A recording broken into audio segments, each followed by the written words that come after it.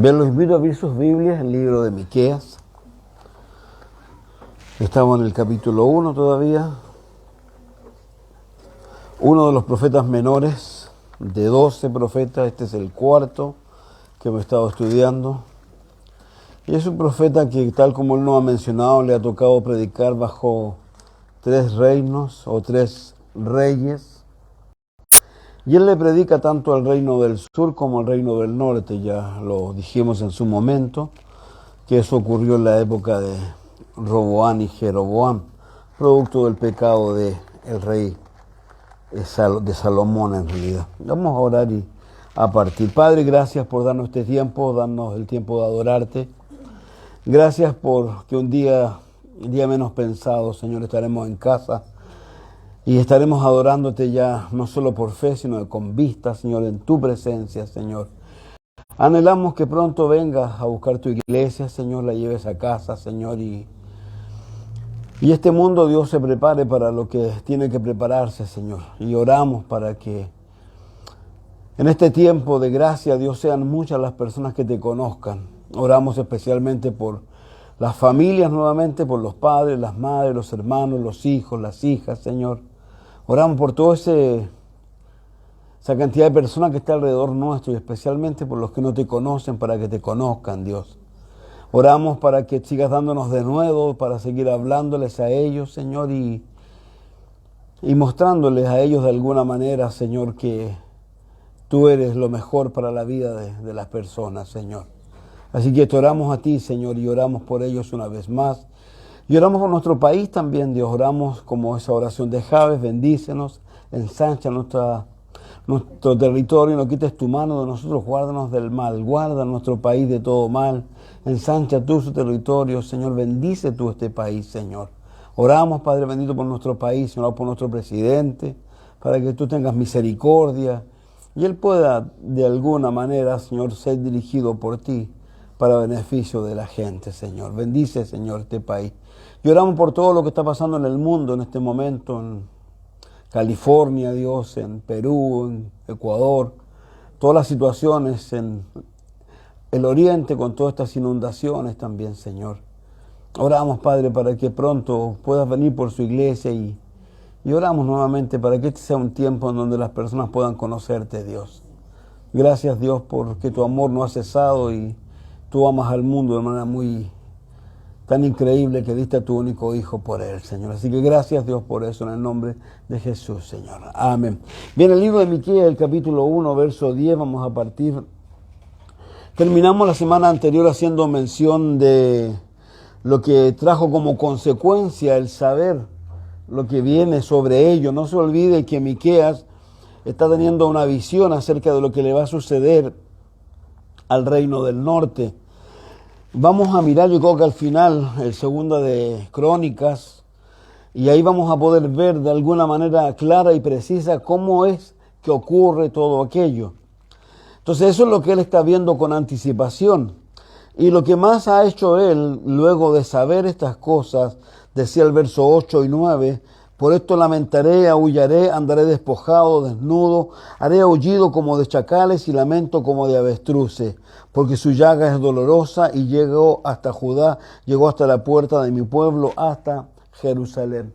Si leyéramos una versión popular, una NBI o una NTV, lo que dice ahí, especialmente en el versículo 9, porque lo que ellos están viviendo ya es irreversible. Digamos, ellos de alguna manera traspasaron la línea y ya no tienen vuelta atrás. Entonces, eso es lo que ha hecho a Miqueas llorar de la manera que él lo hace. Y decíamos que el apóstol Pablo en el Nuevo Testamento también hace algo similar para con el pueblo de Israel en el capítulo 9 y capítulo 10 del libro de los Romanos. Recuerden que el capítulo 9 es Israel ayer, el Romanos 10 Israel hoy y Romanos 11 Israel mañana, luego de que la iglesia se vaya. Ahora, una de las cosas que le molestan mucho a Miqueas o que no quiere que ocurra es lo que dice en el versículo 10. Dice: no lo digas en Gad, ni lloréis mucho, revuélcate en el polvo de Bet-Afra. Lo primero que hace presente a Miqueas aquí es que la única persona que de alguna manera sale ganando con el pecado es Satanás. Digamos, el único beneficiario con todo esto es Satanás. Y en este caso, cuando él está diciendo no lo digan en Gad, está hablando de una ciudad filistea. Y lo que está diciendo él es que ojalá ellos no lo sepan. Por favor, hay que entender un poco el contexto. Esto es como lo que ocurre al principio del pueblo de Israel, cuando Moisés los está liderando y Moisés ha ido a buscar las tablas de la ley y ha tenido que bajar producto de que el pueblo afuera se ha desenfrenado. Digamos, están en un desenfreno total porque a alguien se le ocurrió pensar que Moisés ya no iba a bajar más. Entonces le dijeron a Aarón, según lo que Aarón da testimonio, de que él echó el oro nomás y por casualidad salió un becerro. Y ellos están ahí haciendo un montón de cosas indecentes, indebidas. Y hay algo interesante ahí, que es lo que es, que Dios, de alguna manera, algunos piensan y dicen que está probando a Moisés, porque le dicen, Moisés, ¿qué tal si yo elimino a toda esta gente y de tu familia saco una nación nueva? Y él le dice, no, y si hay algo que hacer, prefiero que me elimines a mí, dice él, pero lo salves a ellos. Pero particularmente lo que él le dice allí es qué van a decir las personas a las cuales de alguna manera tú le has dado testimonio de que esta gente es tu pueblo. No se olviden que él los sacó de Egipto con portento y un montón de cosas. Entonces, eso es de alguna manera lo más tremendo que hay aquí. ¿Por qué? Porque reiteramos, lo que está pasando aquí es que un grupo de personas que se supone que son la niña de sus ojos, que se supone que son su especial tesoro, que se supone que son personas que han entendido claramente lo que Dios pide de ellos, hagan todo lo contrario. Entonces por eso aquí dice, no lo digan en Gad, que no lo sepan los filisteos. Lo menos que él quiere es que se sepa en ese lugar. Y esto, ¿saben qué? No es menor, porque no está solo aquí. Si vamos al libro de 1 Samuel 17, vamos a encontrar también una situación similar que toca vivir ahí al rey David. Y el David lo que menos quería también allí es que se supiera en este lugar. Ahora, ¿por qué? Porque eso a estas personas le iba a causarle gozo. Cuando un creyente cae, tenga la plena seguridad que las personas que están alrededor de él, que lamentablemente en vez de querer agradarse o de estar contento porque alguien viene a Cristo, lo primero que están esperando es que éste caiga. ¿Para qué? Para decir, viste, es una mentira. Eso es todo, está haciendo todo. Entonces, a estas personas le iba a alegrar eso. Ahora, el odio enconado que tiene Gad o los filisteos en contra de Israel es ¿por qué razón? Porque ellos eran un pueblo de gigantes. Si usted va al libro de Samuel, se va a encontrar, por ejemplo, que el rey David, que aún no es el rey David, ¿no es cierto? Es ese jovencito que salió detrás de las ovejas, que su papá aún lo negó.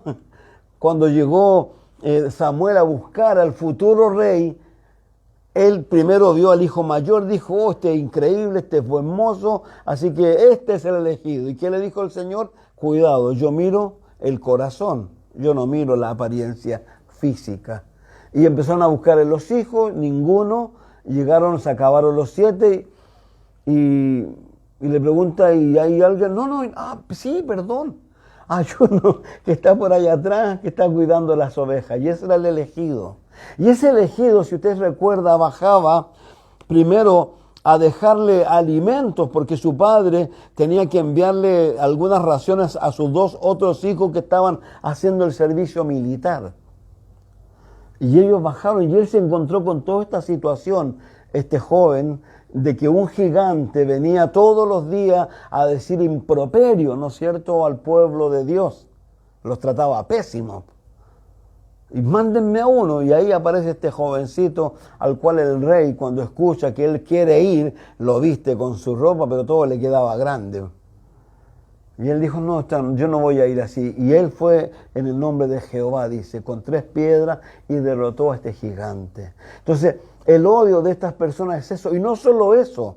Lo que traen a la memoria los que conocen el Antiguo Testamento, hay un momento también en la historia del pueblo de Israel en que el arca del pacto es sacada de Israel y se la llevan los filisteos.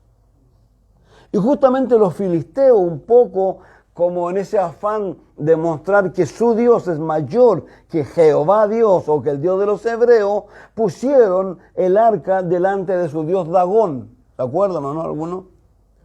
¿Y qué pasó al otro día? Que el rey, el ídolo de ellos, estaba rindiéndole de alguna manera pleitesía al arca. Luego aparece, hay toda una historia que no es menos. Entonces, ese es el odio que ellos tienen. Ahora, por eso, aquí lo que está diciendo Miqueas, no lo digan en Gad. Porque si lo dicen en Gad, lo único que va a servir esto es para improperio de Dios, primero que nada. ¿Por qué? Porque van a burlarse de Dios por causa de este grupo de personas que no están haciendo lo que deben hacer, y eso le dolía a Miqueas. Por eso no quería que esté allí. Y es lo mismo que acabo de mencionar, que el mundo disfruta cuando un creyente cae, pues ellos así dicen, se dan cuenta, solo son mentiras. Ahora, algo interesante con todo esto de las situaciones con los enemigos.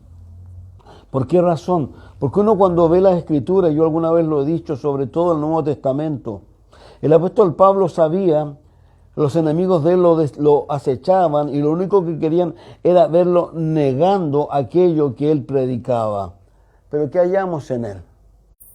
En Romanos 8, él dice, ni la vida, ni la muerte, ni el principado, ni potestad, nada me separará del amor de Dios. Y también en Hechos 20, cuando habla acerca de los pastores que él ha citado a esta reunión pastoral, diciéndole que él se va a ir y no va a volver a verlo, y muchos de ellos producto de que ha venido un profeta, y luego también ha venido las hijas de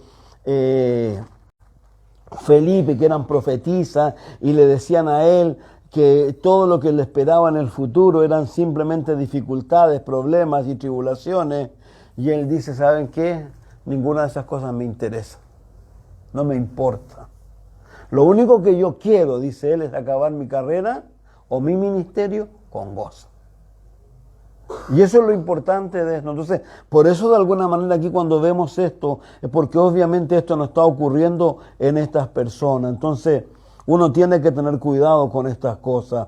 Ahora, hay algo que es importante también, no se olvide, porque aquí lo que sigue hablando del verso 11 para abajo, va a hablar ya no solo de el reino del norte, sino que va a hablar también de las demás naciones que hay a su alrededor y que tienen algunos nombres particulares y que Dios de alguna manera dicen algunos que un poco va a ser un poco irónico para con ellos.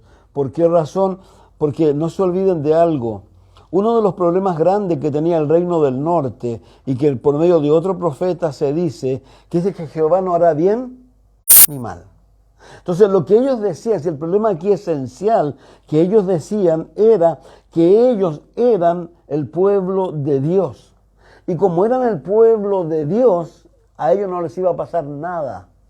Por eso más abajo encontramos en el verso 6 del capítulo 2, de que ellos le dicen a este hombre que no profetice, dicen a los que profetizan no les profetice porque no les alcanzará la vergüenza. Y él le dice, tú que te dices casa de Jacob, se ha cortado el espíritu de Jehová. Entonces, primero que nada tenemos que tener claro lo que dice Pedro. Primera de Pedro 4:17 dice que primero, antes de juzgar Dios al mundo, ¿a quién va a juzgar?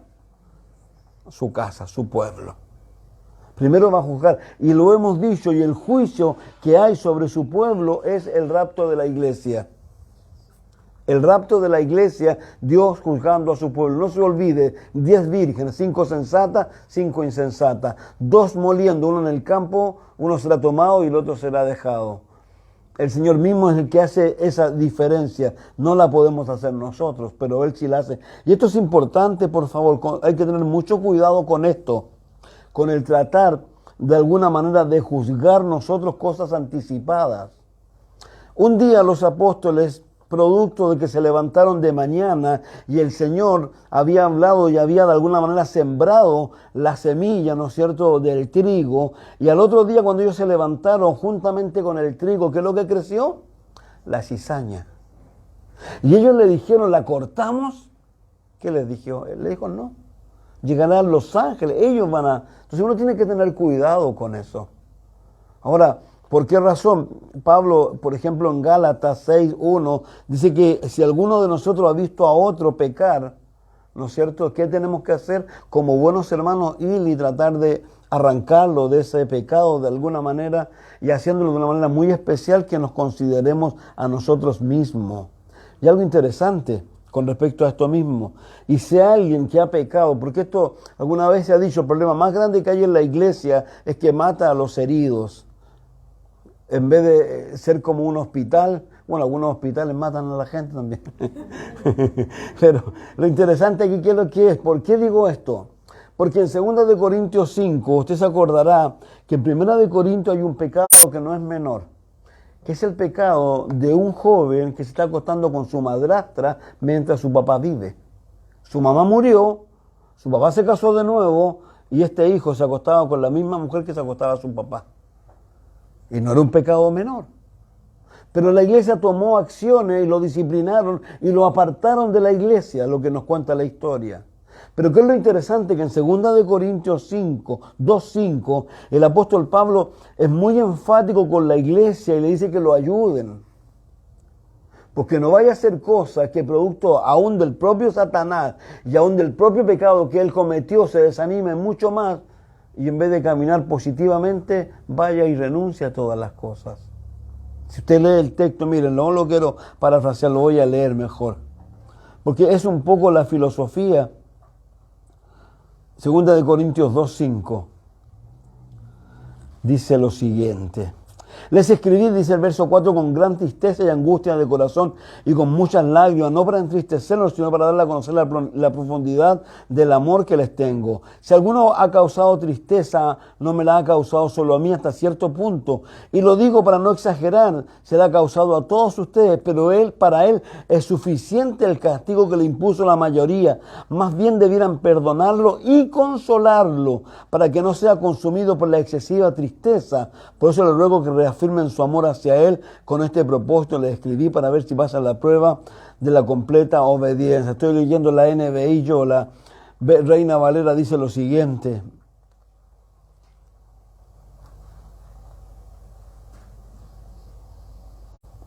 Si alguno me ha causado tristeza, no me la ha causado solo a mí, sino en cierto modo, por no exagerar, a todos vosotros. Le basta a tal persona esta reprensión hecha por muchos. Así que al contrario, vosotros más bien debéis perdonarle, consolarle, para que no sea consumido de demasiada tristeza, por lo cual os ruego que confirméis el amor para con él. Entonces, es una situación obviamente nuevo testamentaria hacia adelante. Lo que estamos viendo es algo que Miqueas está mencionando, porque a él le ha tocado ver lo que le va a ocurrir a ellos. Por eso lo que más tristeza le da es que estas personas van a hacer burla de ellos. Ahora, vuelvo a reiterar, el pecado, o más bien el juicio va a comenzar por casa. El 10b dice lo siguiente: no lo digas en Gad, ni lloréis mucho. Punto y coma. Revuélcate en el polvo de Bet-Let-Afra. Bet-Let-Afra es el nombre de la ciudad polvo. Y lo que está diciendo aquí Miqueas, que así ellos se van a revolcar en el polvo para mostrar su desesperación.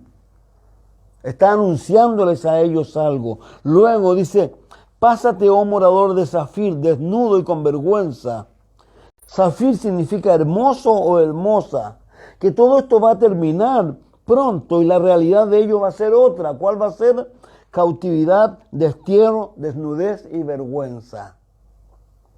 Eso es lo que está anunciando él. De alguna manera me recuerdan la iglesia de Laodicea, que le dice que cuánto es tibia y ella piensa que está genial y dice Dios que es ciega, miserable, pobre, que está desnuda. Luego dice: y el morador de Sanaán no sale, el llanto de Betesel os quitará su apoyo. Sanaán, ciudad que marcha. Dice, está su estado que no se atreve a salir de sus murallas, el miedo los va a consumir. Marot, amargura. Ellos esperaban buenas noticias.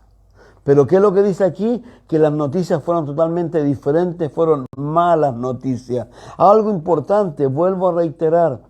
Uno tiene que tener mucho cuidado muchas veces con pensar que basta con que yo desee ciertas cosas. ¿Por qué razón? Porque lo que está ocurriendo aquí es un poco lo que dice Gálatas capítulo 6, versos 7 y 8. Dios no puede ser burlado. Lo que el hombre siembra, va a cegar. Esa es la ley de la vida. Y esa es la ley también para el creyente. No podemos esperar otra cosa. Es como lo dice Romanos 7 y 8 también cuando habla de los que andan en el espíritu y los que andan en la carne. Entonces, Dios es tremendamente claro con estas personas. Dios no puede ser burlado. Los soldados en este momento están a las puertas y ellos claramente van a saber luego lo que esto va a significar para ellos. Vuelvo a reiterar, simplemente porque no han hecho caso de lo que de alguna manera se les ha enseñado. Capítulo 2, verso 1, dice: hay de los que en su cama piensan iniquidad y maquinan el mal, cuando llega la mañana lo ejecutan, porque tienen en su mano el poder, codicia las heredades y las roban, y casas y las toman, oprimen al hombre y a su casa, al hombre y a su heredad. Por tanto, así ha dicho Jehová, y aquí yo pienso contra esta familia un mal, del cual no sacaréis vuestros cuellos, ni andaréis erguidos, porque el tiempo será malo. Ya lo hemos mencionado. ¿Cuál es el problema de estas personas? El pecado de esta gente es la codicia. La codicia, cuando uno la ve en el libro de Colosenses, es idolatría. ¿Cuál era el problema de ellos? Que ellos se desvelaban viendo forma de cómo conseguir esas cosas.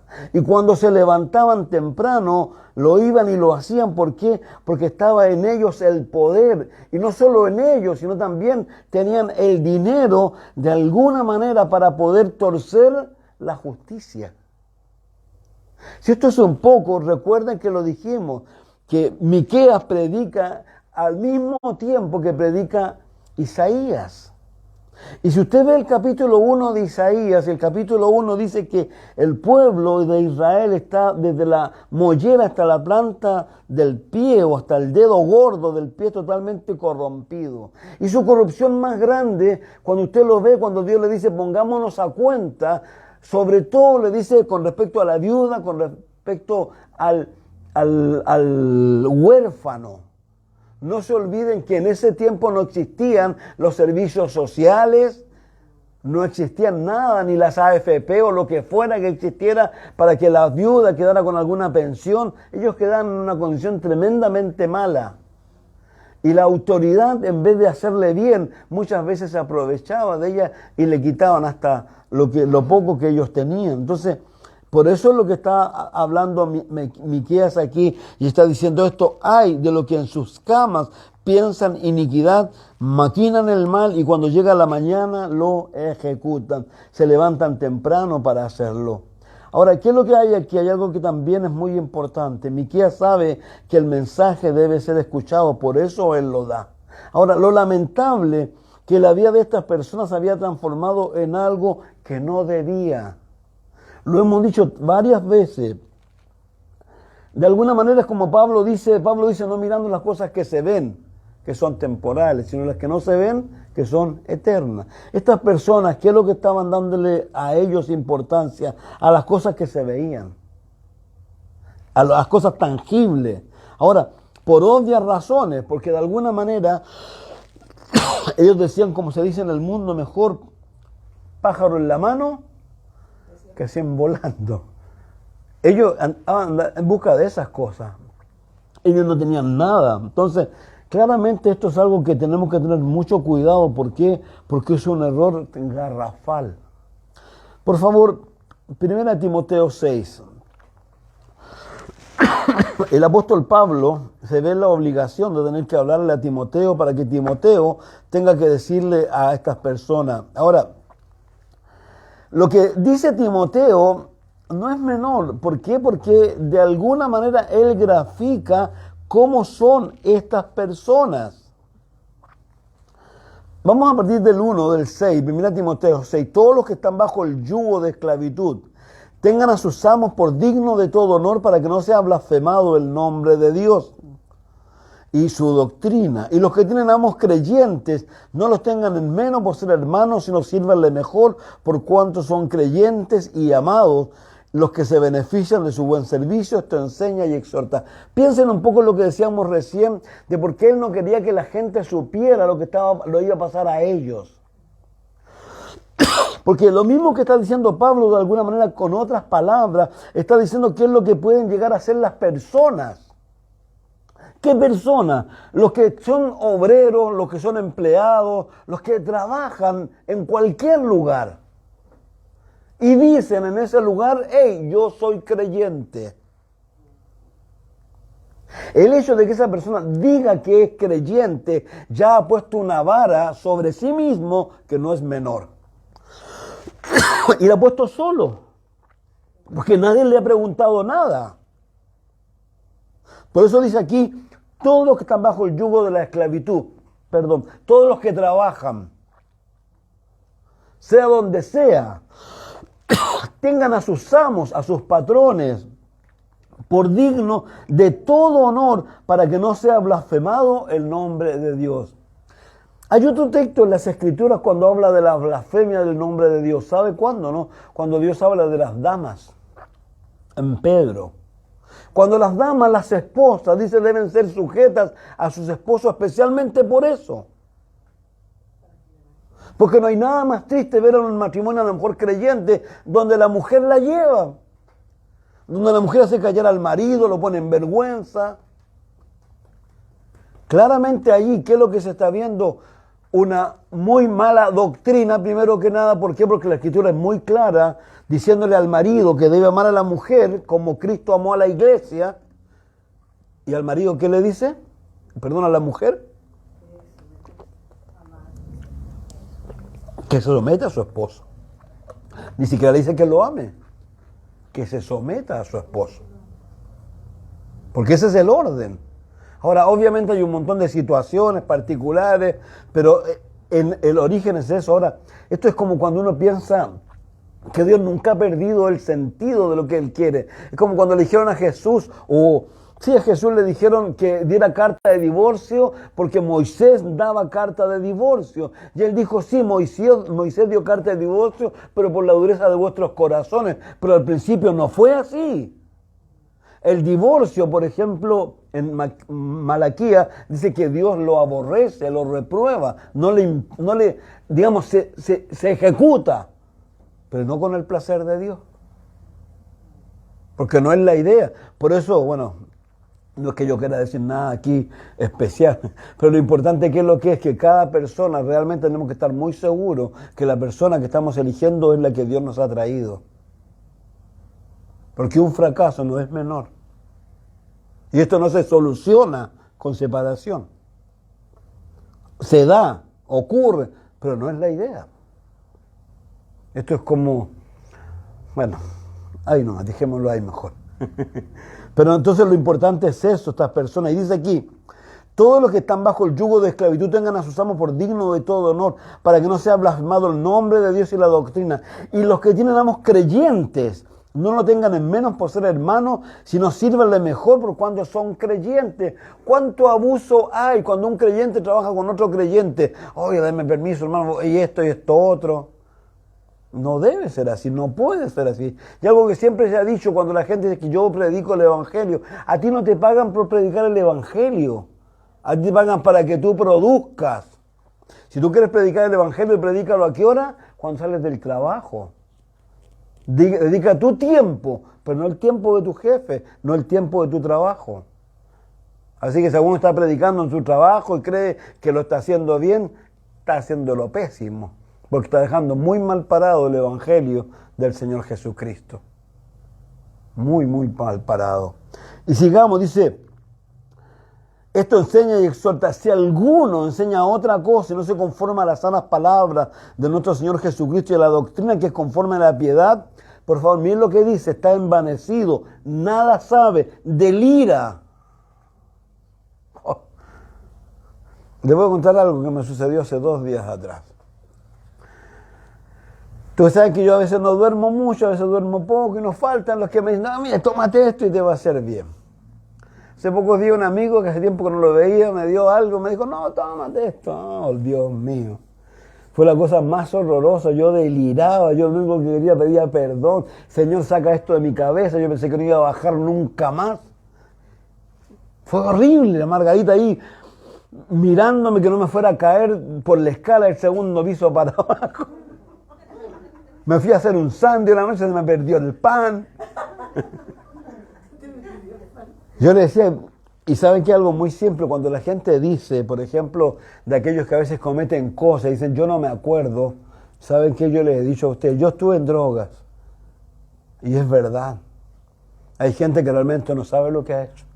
Han hecho las de Kiko y Caco. Pero si tú le preguntas, no saben. Se les olvida o no se dieron cuenta.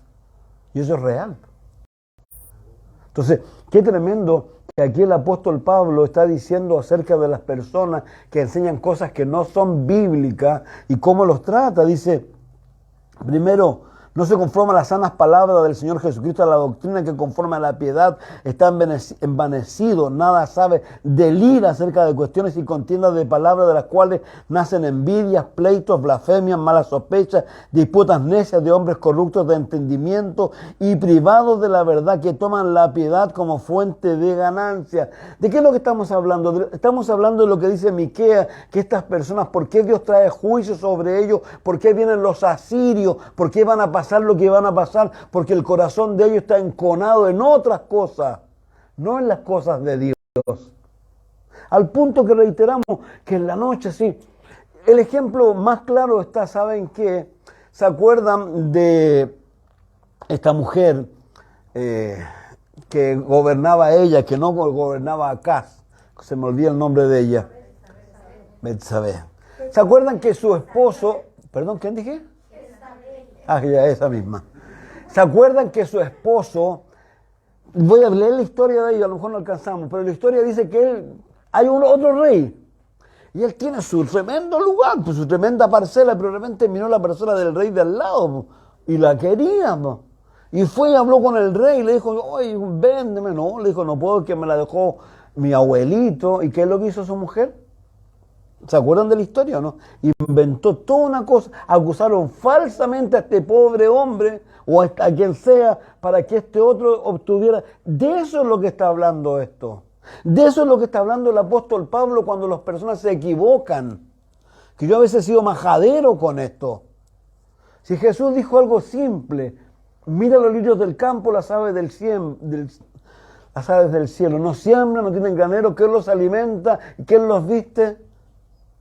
Hombres de poca fe, busquen primero el reino de Dios y su justicia, y las demás cosas yo se las añado. Pero algo interesante, busca primero el reino de Dios, y lo que él dice, él sabe, pero a veces lamentablemente, ¿saben qué? Esto como que lo decía alguien ayer, esto es como cuando las promesas que Dios nos da, que a veces no las puede realizar Dios, pero no las puede realizar porque tiene que trabajar en ti.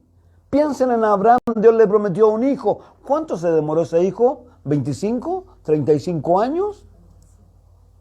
Al punto que ellos pensaron que tenían que ayudar a Dios. Y ustedes conocen la historia, parece. Todavía están en problemas con las naciones vecinas ahí por esa pelea. Y alguien decía lo siguiente, y era el pastor Chuck. Él decía que él, como fue un salvavidas, lo primero que le enseñaron, que cuando alguien estuviera ahogándose, no se acercara a él hasta que esta persona se calmara, porque si no se iban a hundir los dos. O sea, a veces nosotros como creyentes estamos en esa cosa, y que por eso la Escritura misma enseña, por ejemplo Pedro, que dice, echando sobre él vuestra ansiedad. ¿Por qué? Porque él tiene cuidado de nosotros. Pero eso requiere fe de nuestra parte, Entonces yo no demuestro fe cuando hago, por ejemplo, esto, cuando no hago esto otro que dice aquí. Dice, hombres corruptos de entendimiento, privados de la verdad, que toman la piedad, la religión, como fuente de ganancia. Apártate de los tales. La ganancia, gran ganancia es la piedad acompañada de contentamiento. Nada hemos traído a este mundo y sin duda nada podremos sacar. Así que teniendo sustento y abrigo, estemos contentos con esto. Punto. Pero no puede terminar ahí. ¿Por qué? Porque los que quieren enriquecerse caen en tentación, lazo, en muchas codicias necias, dañosas, que hunden a los hombres en destrucción y perdición, porque la raíz de todos los males es el amor al dinero, el cual codiciando algunos se extraviaron de la fe y fueron traspasados de muchos dolores. Porque empezaron a cambiar las cosas que se ven por las que no se ven. Empezaron a creer que eso era más importante. Y Jesús lo dijo, ¿qué gana el hombre si gana el mundo entero y pierde su alma? ¿Qué saco yo con llegar a lo más alto de la cúspide? ¿Qué saco yo, a lo mejor como lo hemos dicho, que mi hijo tenga un montón de títulos universitarios y no tiene a Cristo? ¿Dónde va a despertar ese joven o ese hombre cuando muera y pase de este mundo a la verdad? No se olvide que todos somos eternos. Entonces, de eso es lo que está hablando aquí. Entonces, no solo es un error, ¿no es cierto?, sino que realmente es tremendo por lo que dice aquí.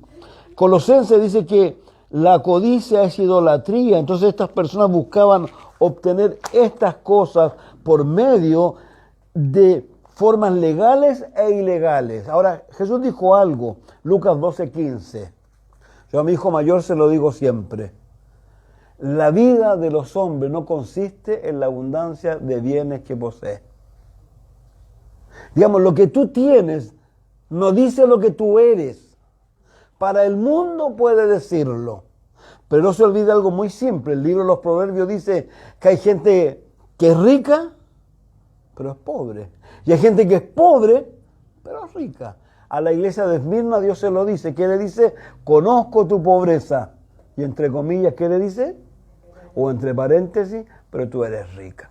Entonces, qué tremendo, mis hermanos. De eso es lo que se trata. ¿Por qué razón Dios trae a los asirios? Usted, si quiere estudiar acerca de los asirios, estudie de los asirios y se va a dar cuenta que ellos eran crueles. Ellos ponían a la gente, la enterraban, ellos las despellejaban, como tú despellejas a un conejo, a esa gente que sacan los conejos. ¿Lo han visto lo que sacan con los conejos? ¿No? Que ahí queda la piel del conejito y el conejo queda desnudito.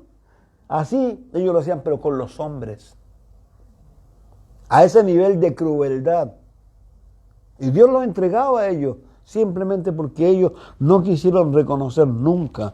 Y como vuelvo a reiterar, y esto es tremendo, ¿por qué? Porque de alguna manera hace presente lo que dice el salmista, ¿dónde huiré de tu espíritu? ¿Dónde hay un lugar donde tú te puedas esconder? Ni aún en tus pensamientos te puedes esconder. Porque tus pensamientos los conoce Dios. Dice que conoce nuestro levantar, nuestro acostar. Entonces por eso uno tiene que tener cuidado con lo que deja. Y por eso la Biblia dice que los pensamientos malos deben ser llevados cautivos a Cristo. Hay que echarlos en el nombre de Jesús. Esas cosas, esos dardos malignos, que de repente estáis mirando algo y de repente tiene una cosa. ¿Y de dónde sale ese pensamiento? Satanás lo tira y tú tienes que tener cuidado y que echarlo en el nombre de Jesús. Entonces, lo más tremendo de todas estas personas, ¿qué es lo que era? Volvamos al 5, por favor. 2:5.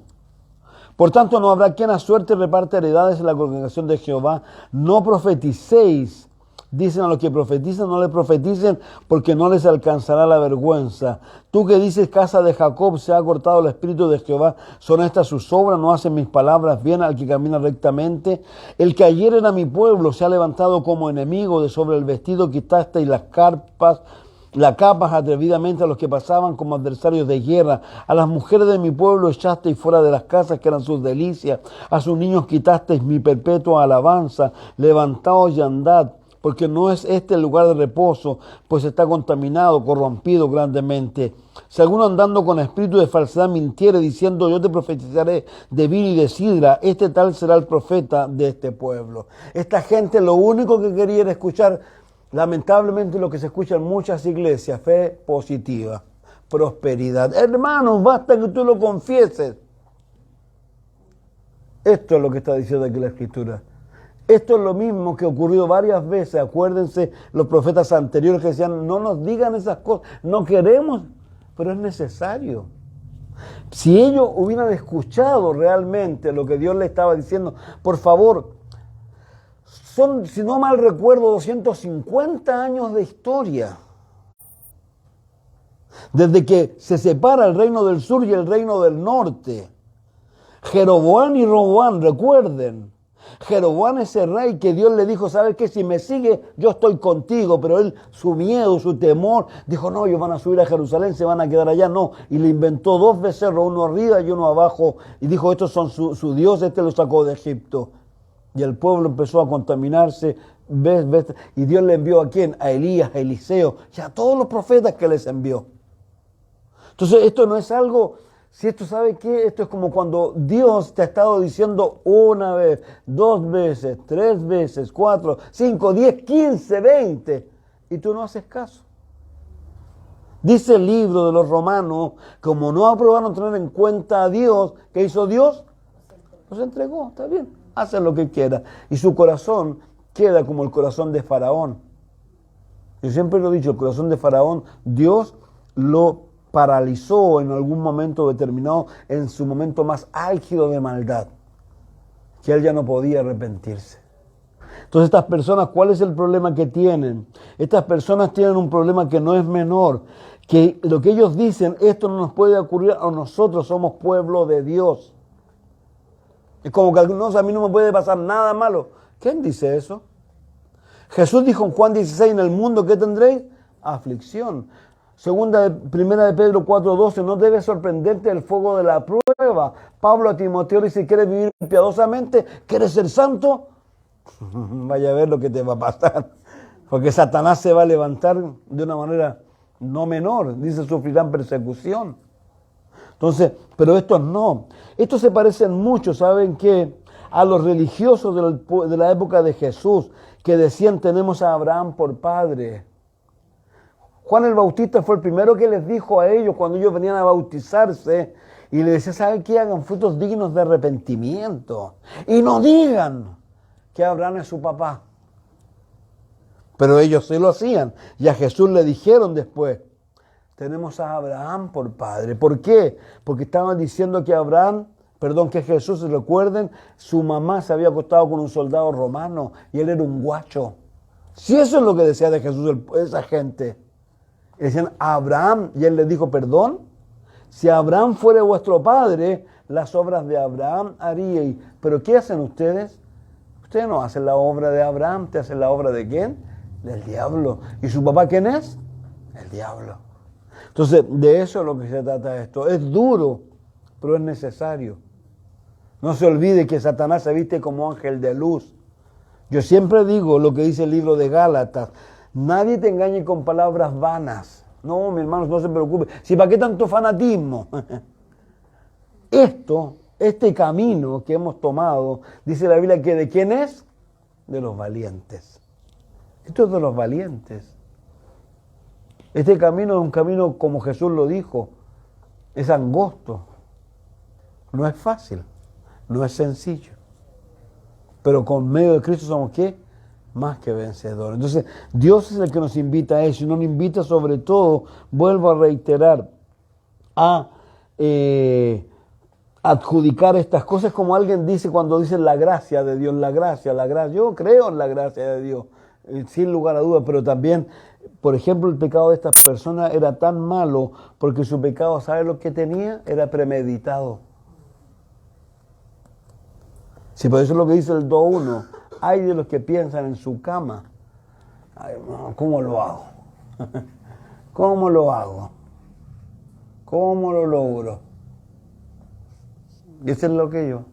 Y se levantaban tempranito antes del alba para ir y hacer. Y cuando tenían que usar las malas artes, la usaban en los tribunales de justicia.